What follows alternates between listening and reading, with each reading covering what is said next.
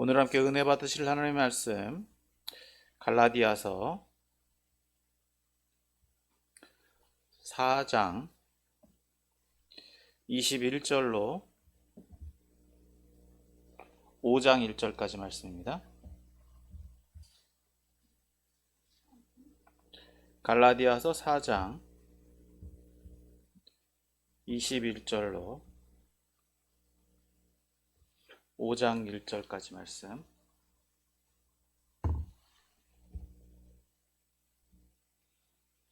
갈라디아서 4장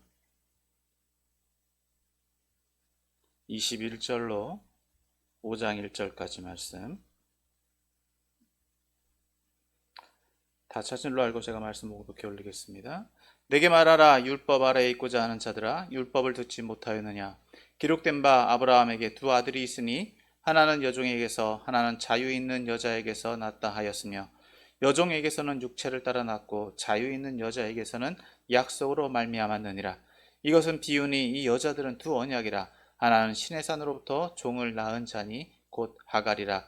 이 하갈은 아라비아에 있는 신의 산으로서 지금 있는 예루살렘과 같은 곳이니 그가 그 자녀들과 더불어 종노릇하고, 오직 위에 있는 예루살렘은 자유자니 곧 우리 어머니라. 기록된 바 잉태하지 못한 여자여 즐거워하라. 산고를 모르는 자여 소리질러 외치라. 이는 홀로 사는 자의 자녀가 남편 있는 자의 자녀보다 많음이라 하였으니, 형제들아 너희는 이삭과 같이 약속의 자녀라.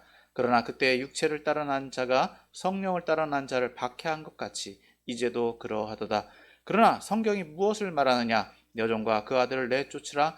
여종의 아들이 자유 있는 여자의 아들과 더불어 유업을 얻지 못하리라 하였느니라. 그런즉 형제들아 우리는 여종의 자녀가 아니요 자유 있는 여자의 자녀니라. 그리스도께서 우리를 자유롭게 하려고 자유를 주셨으니 그러므로 굳건하게 서서 다시는 종의 멍에를 매지 말라. 아멘. 할렐루야. 오늘도 거룩한 주일 예배 자리에 나오신 여러분을 환영하고 축복합니다. 오늘 말씀은 바울이 그동안 계속해서 유대주의자와 또 유대주의자들 가운데, 유대 그리스도인들 가운데 율법을 따르려고 하는 이들에 대해서 해주고 있는 말씀에 대해서 이제는 예를 들어서 말씀해주고 있는 본문입니다. 오늘 내용은 조금 내용도 많고 복잡하기는 하지만 차근차근 이 내용을 다시 한번 살펴보고, 또 오늘 말씀이 어떻게 보면 그동안 1장에서부터 해온 그 말씀의 결론이자 또 다른 말씀으로의 전환이라고 볼 수 있습니다. 그래서 오늘 이 말씀을 통해서 함께 은혜를 나누길 소망합니다. 오늘 말씀은 앞에서 말씀드린 것처럼 큰 단락, 한 단락입니다. 이 아브라함과 그 자손에 대해서 이제 유대인과 유대 그리스도인 그리고 갈라디아 성도들과 이방 성도들을 이제 비유로 말씀해 주고 있는데, 이제 그 말씀의 의미에 대해서 한번 살펴보도록 하겠습니다. 먼저 21절 말씀에 보면, 자, 내게 말하라 라고 하면서 율법 있는 자들아, 율법 아래에 있고 있는 자들아, 율법 아래에 있고자 하는 자들아, 율법을 듣지 못하였냐 라고 반문합니다. 자, 여기서 율법 아래에 있고자 하는 자들이라는 것은 이 편지의 수신자이면서 갈라디아 성도들 가운데 율법을 따르고자 하는 자들이라고 볼 수 있습니다.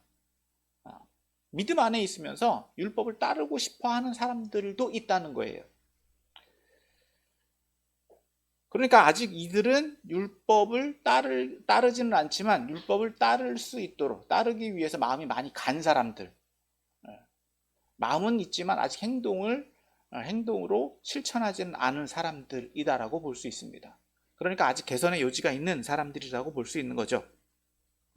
그래서 이들에 대해서 바울은 너희가 율법을 듣지 못하였느냐라고 반문합니다. 그러니까 너희가 율법을 제대로 알고 있느냐라고 묻는 것이죠. 율법을 따르고 싶어 하는 마음은 있는 건 알겠는데 너희가 정말 율법을 제대로 아느냐, 율법을 얼만큼 알기 때문에 율법을 따라가려고 하느냐라고 반문하는 것입니다. 다시 말해서 이렇게 반문하고 있는 이유는 앞서 계속해서 바울이 강조하고 율법주의와 신율주의에 대해서 경계하고 권고했던 것처럼, 즉 율법을 제대로 알게 된다면, 율법의 본질을 알고 율법이 무엇인지를 정말 그들이 제대로 알게 된다면 결국 유대주의와 신율주의를 선택할 수 없다는 거예요. 결국은 그리스도께로 돌아올 수밖에 없다. 그러니까 너희가 지금 율법에 미혹되어 있는 상황이지 율법을 제대로 모른다라고 말하고 있는 것입니다.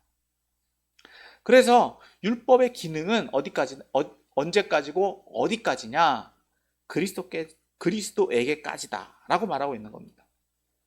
그러니까 예수님을 정말 제대로 알고 제대로 믿는다라고 한다면, 그리고 또한 율법에 대해서 정말 너희가 잘 안다라고 한다면 율법을 선택할 수 없다라고 바울은 말하고 있습니다. 그러면서 이제 바울은 예를 들어서 말하고 있는데, 그 예가 바로 아브라함에 대해서 아브라함을 예를 들어서 이야기합니다. 22절, 23절 말씀을 봅니다. 22절, 23절 제가 말씀 읽어드리겠습니다. 기록된 바 아브라함에게 두 아들이 있으니 하나는 여종에게서 하나는 자유 있는 여자에게서 낳다 하였으며, 여종에게서는 육체를 따라 낳고 자유 있는 여자에게서는 약속으로 말미암았느니라. 자, 22절에서 바울은 창세기에 나오는 아브라함을 예를 들어 말씀하고 있는데, 그 아브라함의 일대기 가운데 두 아들을 출생하게 된, 아들을 낳은 것에 대해서, 그리고 상속자로 삼은 것을 요약해서 말해주고 있습니다. 자, 아브라함에게는 두 아들이 있었습니다. 오늘 본문에서 말하고 있는 것처럼 하나는 여종 하갈에게서 낳았고요, 또 하나는 자유 있는 먼저 아내된 사라에게서 낳았습니다. 그런데 오늘 23절에서 말하고 있는 것처럼 이 여종에게서는 육체를 따라 낳았다. 즉 인간적인 아브라함의 생식 능력과 여종 하갈의 생식 능력이 적용해서 일반적인 출생을 의미한다라고 볼 수 있죠. 그러니까 육체를 따라 낳았다라고 말하고 있는 것이고, 오늘 이 자유 있는 여자에게서는 약속으로 말미암았다라고 말합니다. 물론 여인이 아들을 낳은 것은 어떤 생식적인 능력이 있다라고 하는 것을 의미는 합니다. 그러나 창세기에서 이 사라의 임신과 출산의 과정을 보면 이것은 하나님의 약속이, 하나님의 계획이 개입되어 있다라고 하는 것을 말하고 있습니다. 그러니까 다시 말해서 이 사라의 출산, 임신과 출산은 하나님께서 계획하시고 하나님께서 언약하신 것이 성취되었다라고 하는 것을 말해주고 있는 것입니다. 그러니까 자유 있는 여자에게서는 약속으로 말미암았다라고 말하고 있는 것이죠. 그러니까 사라를 통해서 낳은 아들은 하나님께서 약속하신 결과이자 응답이고 그 약속에 대한 성취다라고 말하고 있는 것입니다. 자, 이것을 배경으로 해서 24절에서부터 끝절 31절까지는 바울이 이것을 비유로 적용합니다. 이 사실, 이 사건, 이것은 바뀌어지지 않아요. 그런데 이것을 어떻게 적용할 것이냐라고 하는 것이죠. 그러니까 바울이 구약을 보는 시각, 관점, 시선이라고 관점이라고 볼 수 있습니다. 이것을 어떻게 이해하고 있느냐라는 것인데, 자, 24절 말씀을 보면 이것은 비유다. 여기서 비유라고 하는 것은 적용하고 있는 거예요. 그 상황은, 그 사건이 바뀌는 것은 아닌데 그것은 인정을 하는데, 그것을 바울의 상황 속에서 어떻게 적용하고 있는, 비유로, 풍유로 그것을 이해하고 있는 것을 말해줍니다. 자, 이 여자들은 두 언약이다. 두 언약, 약속이다라고 하는 거예요. 둘 다 약속인데, 하나는 신의 산으로부터 종을 낳은 자다. 자, 신의 산으로부터 종을 낳았다라고 말하면 무엇이 생각납니까? 연상되는 것이 있죠. 신의 산이 상징하는 것은 율법입니다. 율법에서부터 이스라엘 백성이 나왔어요.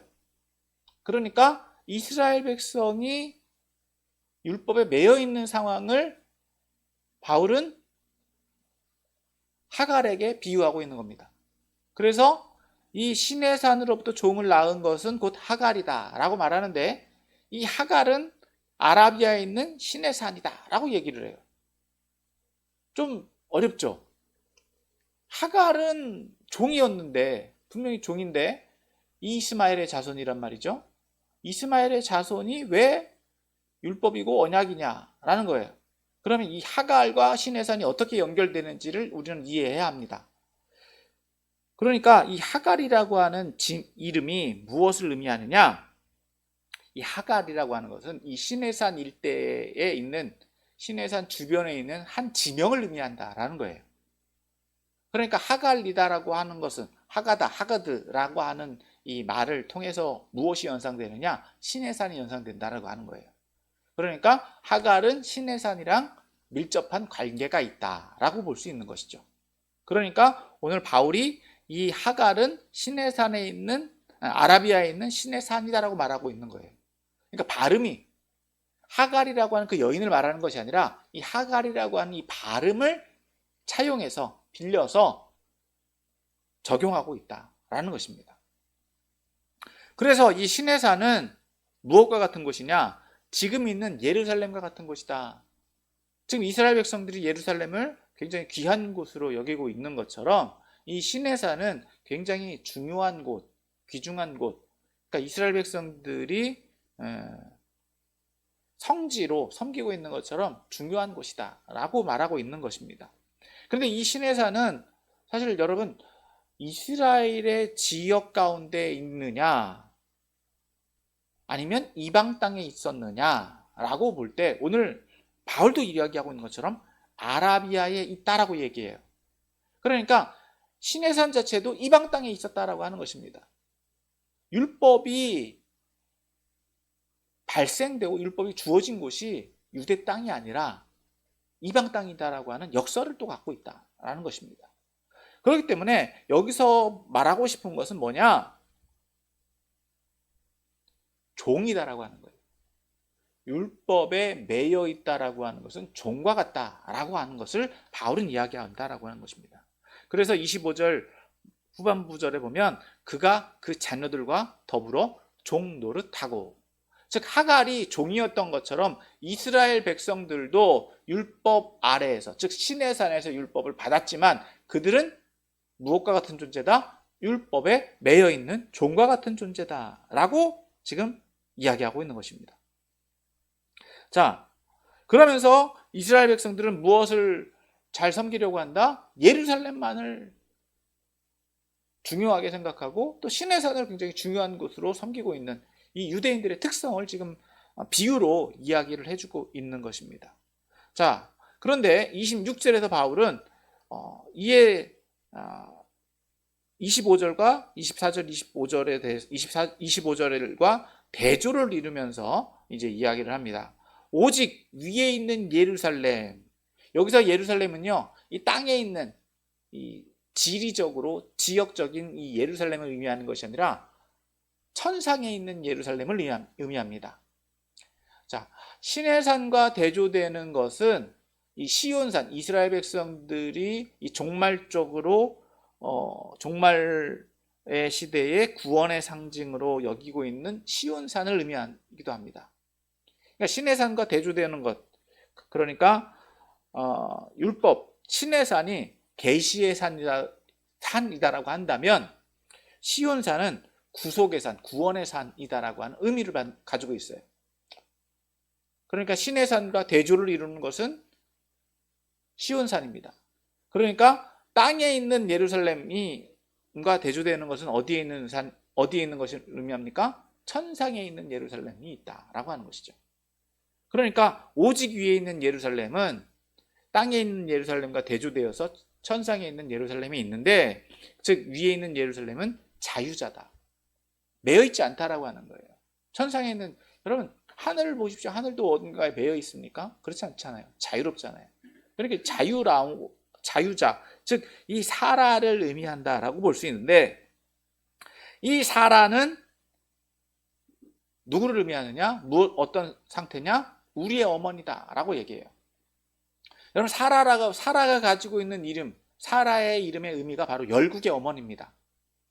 열국의 어머니. 열국의 어머니가 의미하는 것은 유대인만의 어머니가 아니라 바로 세계의 이방인들을 포함하고 있는 어머니다라고 하는 의미다라고 하는 거예요. 그러니까 유대인들이 말하고 있는 그것을 조금 더 확장된 개념에서 비유로 보면 이 사라가 누구까지도 포함할 수 있다? 유대인뿐만 아니라 그 이름이 가지고 있는 의미처럼 이방인까지도 포함할 수 있는, 즉 우리의 어머니, 모든 이들의 어머니다라고 이야기를 하고 있다라고 하는 것입니다. 더불어서 이 예루살렘이 어머니다라고 하는 것은 이미 유대 문화에서도 상징적으로 많이 사용되었다라고 하는 것을 볼 수 있어요. 이것은 이제 시편 87편에서도 예루살렘을 하나님의 백성이 어머니로 묘사하고 있기도 하고, 이사야 66장 7절에서부터 11절에서도 보면 예루살렘은, 시온은 아들을 낳는 산고 가운데 있는 어머니로 묘사하고 있기도 합니다. 그래서 지금 이 바울이 26절에서 이 예루살렘을 어머니다라고 말하고 있는 것은 유대 문화, 즉 이스라엘 백성들이 말하고 있는 유대 문화를 그대로 차용하고 있다라고 하는 것이죠. 그러니까 율법에 대해서 말하고 싶으면 이 바울도 율법을 너무나도 잘 알고 있다라고 하는 것을, 즉 율법을 이용해서 말하고 있다라고 하는 것을 알 수 있어요. 그런데 여기 보면 이렇게 먼저 정의를 한 다음에 바울은 이 상황이 어떻게 전개가 되고 있는지 또 계속해서 말합니다. 자, 29절에 보면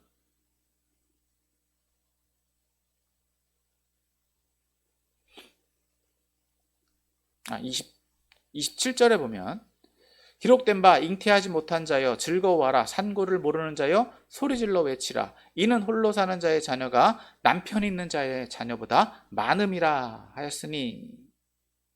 자, 여기 27절은 이사야 54장 1절을 그대로 인용하고 있습니다.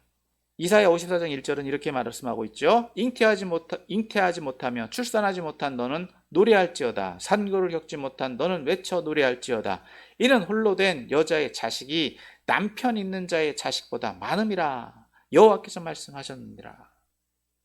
자, 왜 지금 이 말을 바울은 그대로 인용하고 있느냐? 이것은 이제 사라에 대한 28절에 대한 보충적인 설명이다라고 할 수 있는데, 이것은 즉 이사야 54장 1절이 이야기하고 있는 그 의미를 그대로 적용하고 있다라고 볼 수 있죠. 즉 이는 앞으로 있을 시온의 미래적인 영광과 또 유대인들의 종말적인 기대를 담고 있습니다. 즉 그러니까 바울은 이 아브라함에게 주어진 약속, 즉 사라를 통해서 언약하신 그 약속이 예수님을 통해서 성취되었다라고 말하고 있는 것이죠. 그리고 이 갈라디아 그리스도인들이 그 약속의 성취자로 보고 있고, 또 더불어서 이 미래의 이제 종말적인 상황 속에서 이들이 같이 동참하게 될 것이다라고 하는 것을 이 바울은 말해주고 있다라고 하는 거예요. 그래서 28절에서 바울은 이 갈라디아 성도들을 이제 이렇게 규정합니다. 28절 같이 봅니다. 같이 읽습니다. 시작. 형제들아, 너희는 이삭과 같이 약속의 자녀라. 그러니까 언약 백성이다라고 하는 거예요. 유대인만 언약 백성이 아니라 예수님을 통해서 혈통적으로는 이삭만이 유대인의 자손이고 혈통인 건 맞지만, 예수님을 통해서 이미 확장된 개념으로서 말씀하신 그것들이 이미 성취되었다라고 지금 바울은 말하고 있는 것이죠. 자, 그런데 그 상황이 어떻게 전개가 되고 있느냐? 29절입니다. 29절 말씀 보면, 그러나 그때 육체를 따라 난 자가 성령을 따라 난 자를 박해한 것 같이 이제도 그러하도다. 앞서 육체를 따라 난 자는 누구를 의미한다고 했습니까? 이스마엘이죠.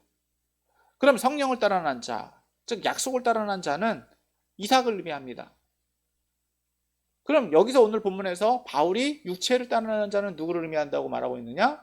유대인을 의미한다라고 말하고 있고, 그럼 성령을 따라 난 자, 약속을 따라 난 자는 누구를 의미한다? 이방인 그리스도인들을 의미한다라고 하는 거예요. 그럼 이 상황은 어떤 상황이냐? 이것은 이 창세기 21장에서 보면 이스마엘이 이삭을 희롱한 장면이 나옵니다. 이스마엘이 이삭이 이렇게 좀 걷기 시작했을 때 잔치를 벌였는데 그 이삭을 희롱하는 놀리는 장면이 나오는데 이것을 좀 과장되게 표현하고 있는 것처럼 보여져요. 그러니까 육체를 따르는 자, 이스마엘이 약속을 따르는 자, 성령을 따르는 자를 희롱하니까 핍박하고 있다, 힘들게 하니까 사라가 뭐라고 얘기를 했느냐?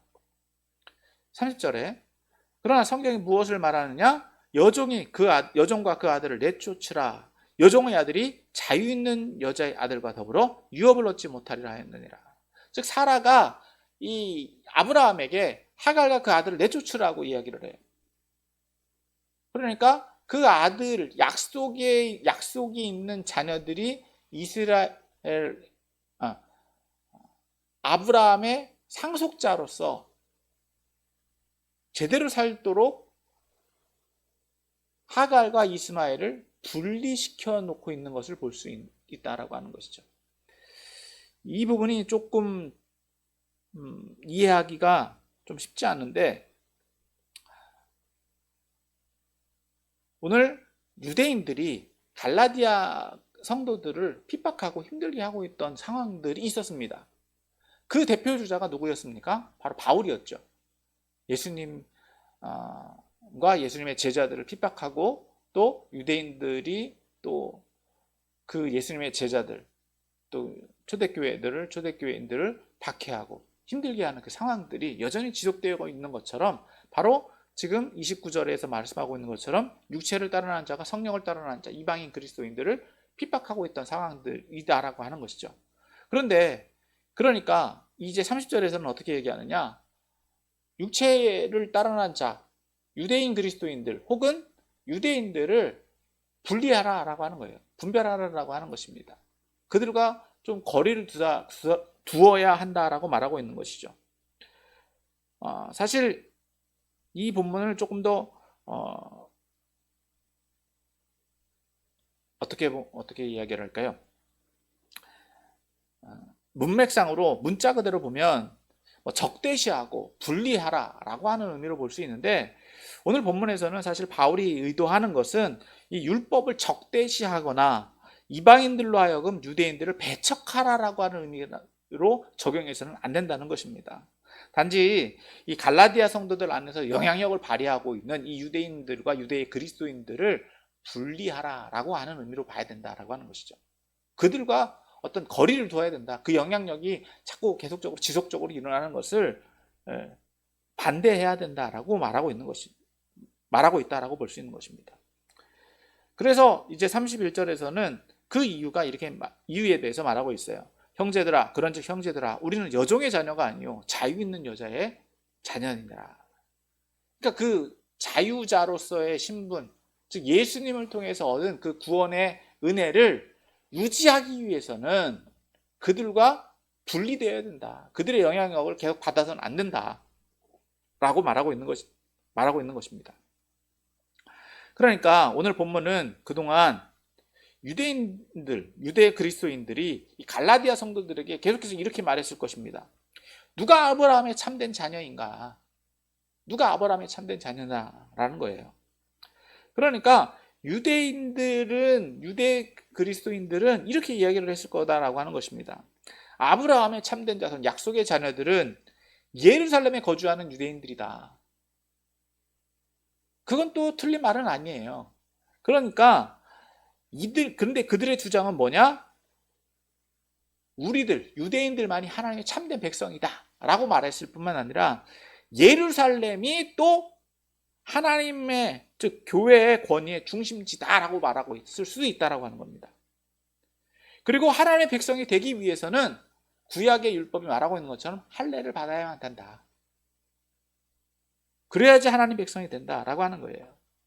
그렇지 않으면 그 공동체에 들어올 수 없다라고 말했을 수 있다라고 하는 것이죠.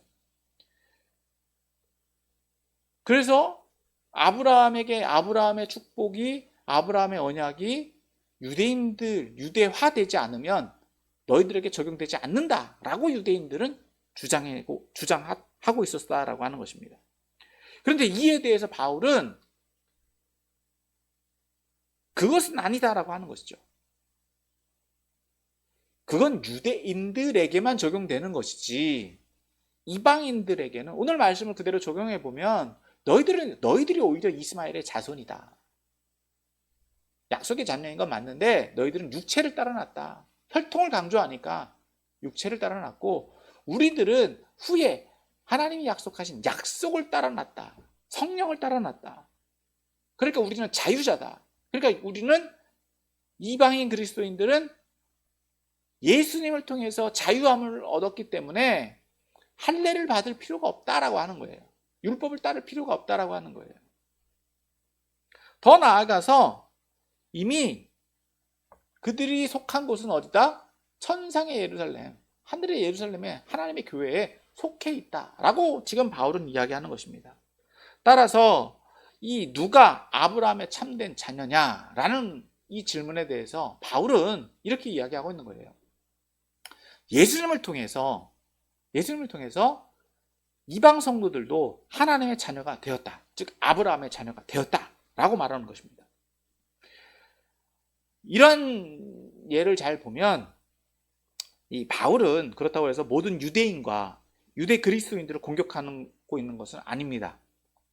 단지 이 본문을 조금 소극적으로 본다면 오늘 지금 갈라디아 성도들에게 영향력을 발휘하고 갈라디아 성도들에게 할례를 강조하고 또 이방인 그리스도인들에게 유대화를 주장하고 있는 율법주의자와 이 신율주의자들에 대한 경고, 혹은 또 그것을 따르려고 하고 있는 갈라디아 성도들, 즉 이방인 그리스도인들 가운데서 유대화하려고 하는 이들에 대한 경고다라고 말할 수 있는 것이죠.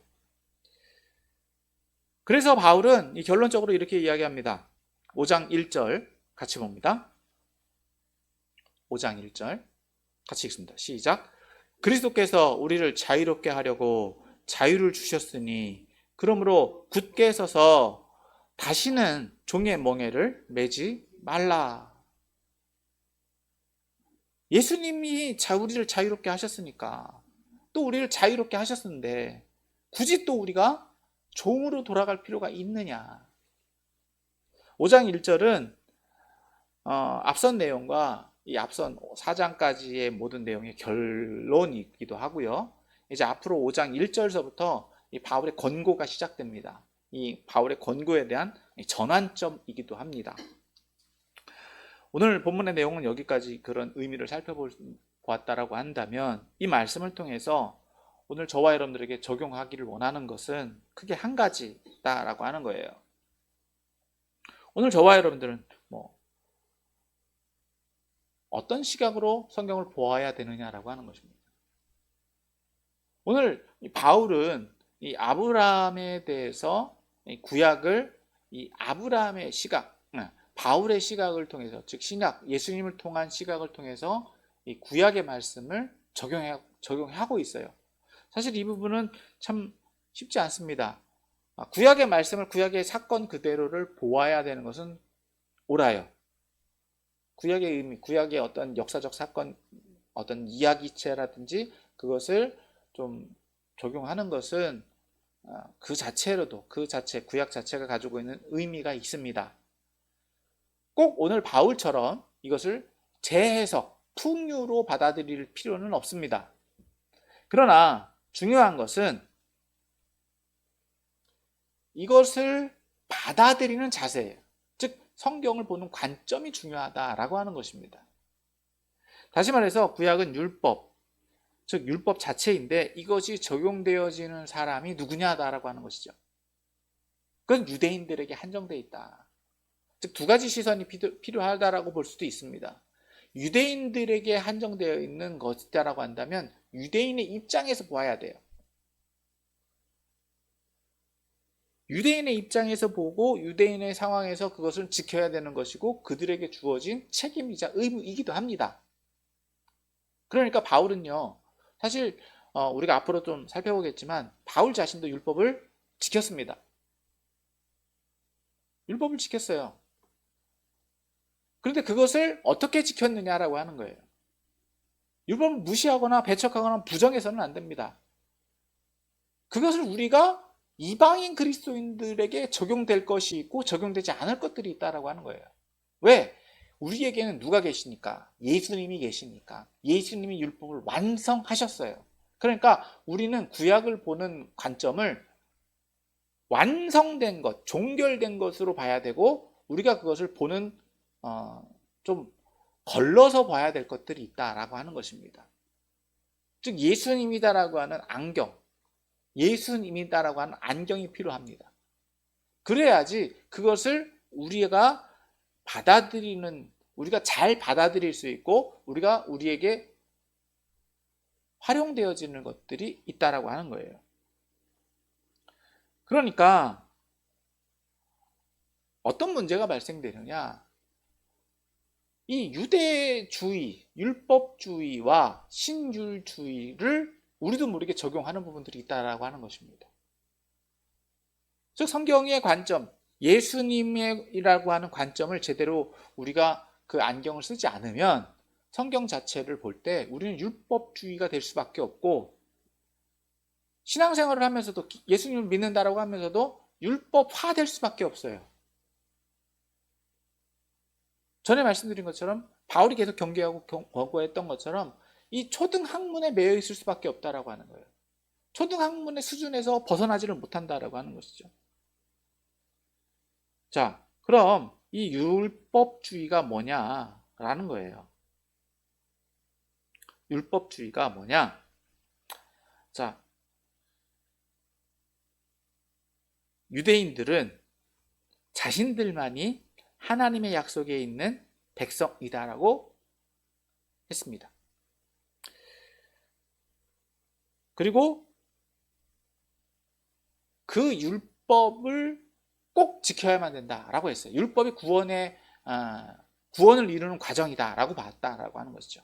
그런데 이 율법주의의 문제는 뭐냐? 율법을 더 잘 지키기 위해서 율법에 없는 것들을 더하거나 뺐다라고 하는 거예요. 그러니까 전통, 그리고 경험, 그런 것들을 더 가미해서 계산적으로 율법을 지키고 있다. 이것은 이 예수님 당시나 오늘에도 동일하게 나타나고 있는 현상입니다. 성경 외에 성경에 있지 않은 내용들이 있어요. 율법 가운데에도 이 전통적으로 예수님 당시에도 전통적으로 율법을 지켰던 것들이 있어요. 그러니까 성경을 통해서 요구하시거나 혹은 그런 의미가 아닌데 그 문자 그대로를 해석해서 그 문자만을 지키면 내가 율법을 지켰구나. 그러니까 율법의 의도와는 상관없는 거죠.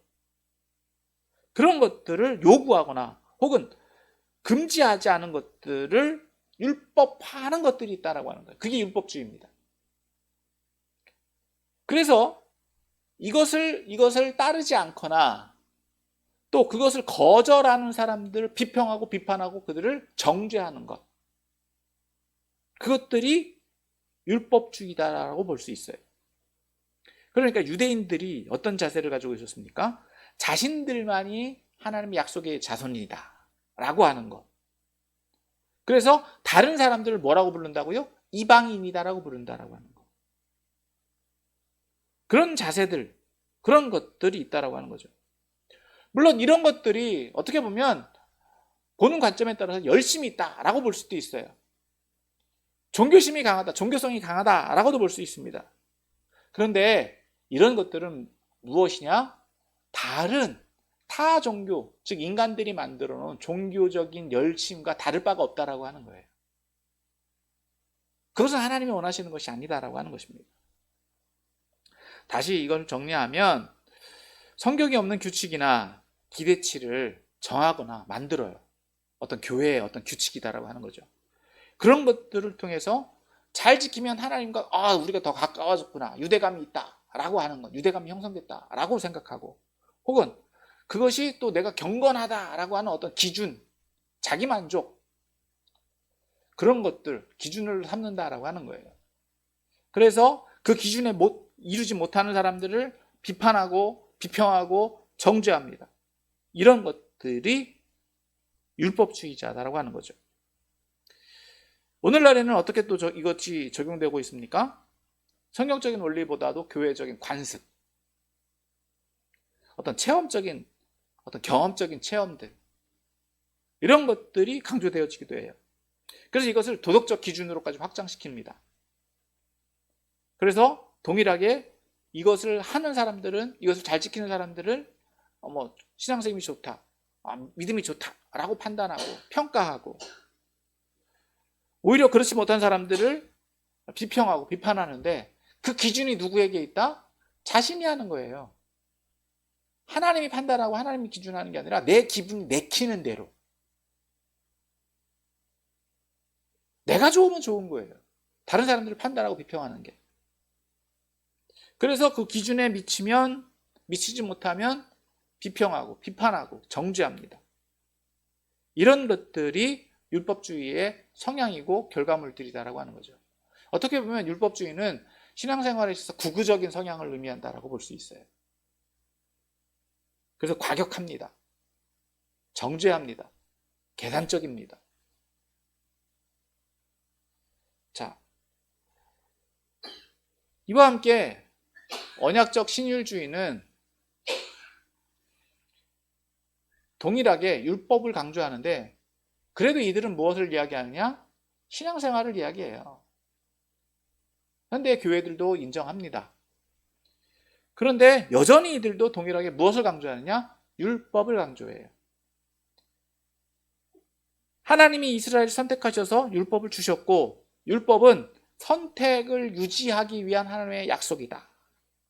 그러니까 순종해야 한다. 그러니까 하나님의 약속과 그리고 하나님이 선택하신 것에 대해서 그것을 유지하기 위해서는 말씀을 따를 수밖에 없다라고 말하는 거예요. 앞에 있는 율법주의와 그리 다르지 않습니다. 그래서 이들도 동일하게 이렇게 이야기합니다. 하나님께서는 순종하는 자에게는 복을 주시고 불순종하는 자에게는 벌을 주신다. 그리고 또한 율법은 속죄의 수단이다.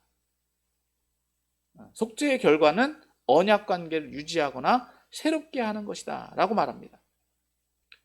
그리고 순종이나 속죄 혹은 하나님의 자비에 의해서 언약 관계를 유지하는 자는 구원을 받는다. 그리고 이들은 역사적 이스라엘이 이 땅에 실현된 하나님의 나라다라고 말해요. 그러니까 교회는 무엇을 의미하느냐? 역사적 이스라엘의 확장 개념이다. 그러니까 이스라엘이 확장된 개념이다. 교회도 이스라엘이다라고 하는 거예요. 물론 이것이 오늘날에 우리가 흔히 말하고 있는 내용들이다라고 볼 수 있는 거죠. 그러니까 결과적으로 이것을 어떤 의미로 받아들일 수 있느냐? 유대교회 안에 무엇이 포함된다? 기독교가 포함되는 것처럼, 종속되는 것처럼 보여질 수 있습니다. 그러면 이 신율주의자들은 이건 예수님을 어떻게 이해하느냐는 거예요. 제일 중요한 겁니다. 하나님 나라의 백성이 되는 조건, 이 신율주의에서 하나님 나라의 백성이 되는 조건은 하나님의 의로움, 즉 하나님의 언약에 기초합니다. 그러니까 율법이 우선시됩니다. 성도들이 의롭게 되는 것은 예수님의 의로움과는 관계가 없습니다. 따라서 예수 그리스도는 구원의 근거가 되는 것이 아니라 단지 역사적 이스라엘을 완성시키시는 분으로서 본다. 그러니까 예수님의 의는 필요하지 않아요. 예수님에게 어떤 구원의 능력을 기대하지 않아요. 그러니까 예수님은 역사적 완성자이지 율법은 여전히 적용되어지고 율법을 온전히 지켜야만 된다라고 하는 거예요. 따라서 예수님의 십자가 공로는 그다지 필요하지 않습니다. 그러니까 예수님을 통해서 구원받는 게 아니에요. 여기서 달라지는 거예요.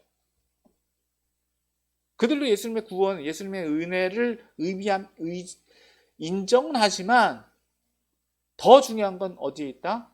율법도 지켜야 된다라고 하는 거예요. 이게 언약적 신율주의다라고 하는 겁니다. 그러니까 앞에서 말한 이 율법주의, 유대인들이 주장하는 이 율법주의나 기독교 안에서의 이 신율주의나 동일하게 율법을 기초로 하고 있습니다. 굉장히 좀 조심스러운 부분이에요. 완전히 그럼 율법을 무시해야 되냐라고 하는 것을 볼 때 굉장히 조심스러운 부분인데, 우리에게 있어서 더 중요한 것은 뭐냐? 예수 그리스도의 공로, 예수 그리스도의 십자가의 은혜가 더 중요하다라고 하는 것입니다. 우리의 구원은, 우리가 자유롭게 된 것은 누굴 통해서? 예수 그리스도를 통해서입니다. 언약은 하나님께로 가는 과정, 즉 율법은 하나님이 주신 하나님의 백성으로서의 어떤 과정 중에 하나지, 그것이 절대 의를 이루거나 그것을 통해서 어떤 구원의 약속이 주어졌다라고 보기는 어렵다라고 하는 것입니다. 물론 이 문제는 이후에도 여러 가지 좀 논란의 여지들이 많지만, 오늘 저와 여러분들에게 적용해야 될 것, 가장 중요한 것은 예수님의 구원의 은혜에 있다라고 하는 것입니다. 물론 앞서 이 말씀들을 좀 정리를 하면, 율법주의자나 신율주의자들의 특징은 흙과 백으로만 분별하려고 한다라고 하는 것이죠. 그리고 자기들이 모든 것을 다 판단하려고 해요. 하나님의 기준, 약속, 그것들이 다 자기가 내 마음에 들어야 되고 내 기분이 좋아야 돼요. 즉 뭐가 잘 되는 것, 하나님의 기준대로 되고 있으면 기분이 좋은 거고요, 안 되면은 기분이 나쁜 거예요. 그래서 성도들을 통제하려고 하고, 또 성도들의 신앙 수준을 평가하고 가늠하고 성도들을 비평하고 비판한다. 근데 문제는 뭐냐? 일반 성도들, 자유함을 있는 성도들 가운데에서도 이 율법주의나 신율주의에 빠지려고 하는 사람들이 있다라고 하는 거예요.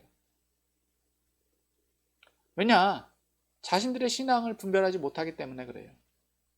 자신들의 신앙의 모습을 깨닫지 못하고 있기 때문에 예전 모습, 어떤 평가를 받기를 원하는 모습들이 있다라고 하는 거예요. 내가 이만큼 신앙생활을 하고 있다. 뭔가 하나님 앞에 인정받고 싶어하고, 누군가에게 보여지고 싶어하고, 자랑하고 싶어하는 이런 것들을 내재되어 있는 것들 때문에 어떻게 하려고 한다? 율법주의로 가려고 하거나 신율주의로 가려고 하는 경향들이 있다라고 하는 거죠. 이것은 오늘 본문에서 말하고 있는 갈라디아 성도들과 같은 모습들이다라고 하는 것입니다. 결과적으로 율법주의든 신율주의든 예수님의 의를 부정하게 됩니다. 우리가 의롭게 되어지는 것은 우리가 잘해서가 아니에요. 누굴 통해서? 예수님의 의로움으로 말미암아서 우리가 의롭다, 칭함받는다라고 하는 것입니다. 이것을 우리는 늘 기억해야 돼요. 주의해야 합니다. 우리 스스로는 율법주의가 말하는 것처럼 우리는 죄인이고 범죄한 자들일 수밖에 없어요. 예수님을 통해서만 의롭게 되는 거예요. 오늘 말씀을 정리합니다. 구약은 자신들, 즉 하나님의 백성들에게 자신을 나타내신 사건을 기록하고 있는 말씀입니다. 앞서 말씀드린 것처럼, 그러므로 구약은 구약 자체로서의 의미가 있습니다. 하나님을 발견할 수 있는 어떤 과정 중에 하나죠. 그런데 구약은 또 하나의 의미를 가지고 있습니다. 그 말씀이 누구에게로 향하고 있습니까? 예수님에게로 향해 있습니다. 그래서 예수님을 통해서 성취되었고 예수님을 통해서 완성되었습니다. 그래서 바울이 말하고 있는 것처럼 율법은 예수님을 통해서 완성되었습니다. 그리고 종결되었습니다.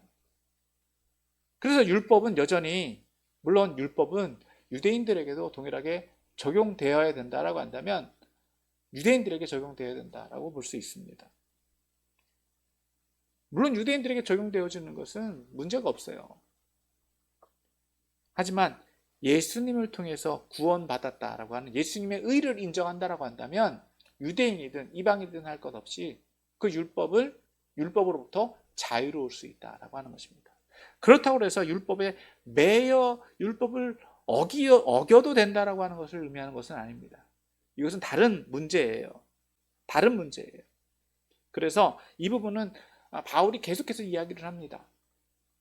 그래서 우리가 살펴볼 것은 이 율법에 의해서 자유롭게 된 것들, 그것들을 우리가 인정해야 되고, 또 물론 이로 인해서 방종이 들어올 수 있어요.